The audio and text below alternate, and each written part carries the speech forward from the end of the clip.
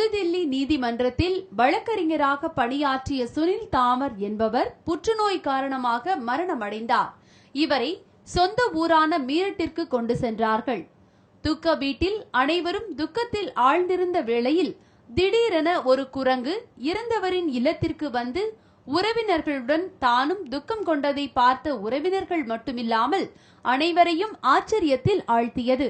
இதனுடைய துக்க செயலை பார்த்து இந்த குரங்கு இறந்தவரின் போன ஜென்மத்தின் பந்தமாக இருந்திருக்கலாம் என்றும், இறந்தவர் தீவிர ஹனுமான் பக்தர் என்பதால் ஹனுமானே நேரில் எங்கள் இல்லத்திற்கு வந்திருப்பதாகவும் கூறுகிறார்கள். எல்லா உயிர்களுக்கும் பாசம் என்ற ஒன்று உண்டு. மனிதனுக்கு மட்டும்தான் இன்பமும் துன்பமும் வரும் என்பதல்ல, எல்லா உயிர்களுக்கும் வரும்.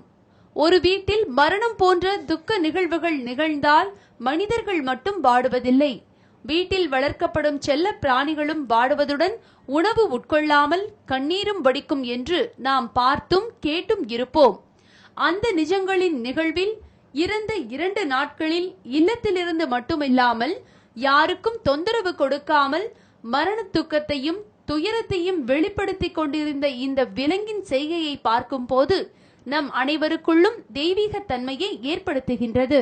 सभी लोगों को इसका विशेष दुख रहा है और इस दुख के साथ साथ ईश्वर को भी दुख रहा है। और एक जीव जंतु जिसे हम ये कहते हैं हनुमान जी का भक्त है, अचानक ही 7 बजे करीब वो एकदम से कहां से आया, किस तरीके से आया, इसका तो हम कुछ कह ही नहीं सकते। आने के बाद उसने सभी क्रिया जो एक व्यक्ति करता है. உன்னத சக்தி ஒன்று இருப்பதால்தான் உலகில் பல உயிர்கள் வாழ்ந்து கொண்டிருக்கின்றது. இன்று உறவுகளையே உதறி தள்ளிவிட்டு வாழும் மனிதனுக்கு மத்தியில் இந்த விலங்கின் செயல் நம் அனைவரையும் வியக்க வைக்கின்றது.